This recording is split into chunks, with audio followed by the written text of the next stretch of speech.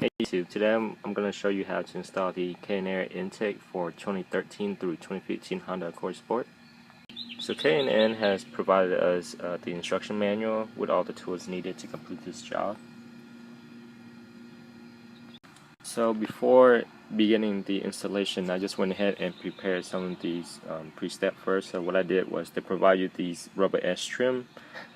It's one piece, so what you need to do is for the outer piece, you need to cut it 27 inches long and then wrap it around the heat shield, and then the inner diameter is going to be 14.5 inch, I believe. So cut the hose, which was provided in one piece, and for this piece it's going to be 1.5 inch long. And then I also went ahead and put the hose clamp on this, so I don't have to do it later. So this will help you make your installation a little bit easier and faster. So before we start, let's go ahead and remove this MAP sensor.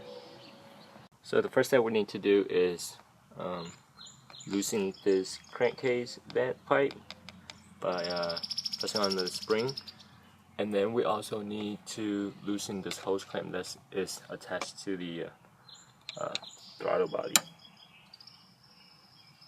Step, we need to remove this bolt that's attached to the airbox, this one, and then this one back here. So now once everything is loosened, you should be able to remove the entire airbox out.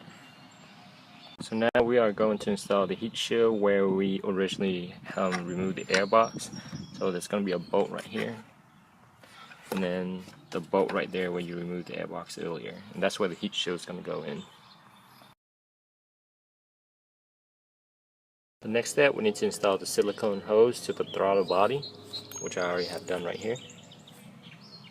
So from the original airbox, we need to remove this MAP sensor, and then we're going to install it to the new air intake. So with the MAP sensor removed, you need to install it into the new air intake, and then using the provided hardware from K&N, we're going to install this MAP sensor. The next step we need to do is unbolt this bolt, and then we want to install the mounting bracket provided by K&N into the bolt location in which you remove, which is right here.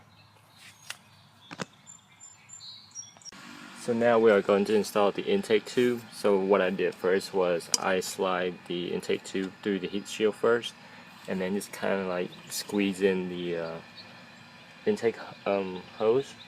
It was a little bit tough because it was a really tight fit, so you just gotta wiggle around until you get it to fit inside.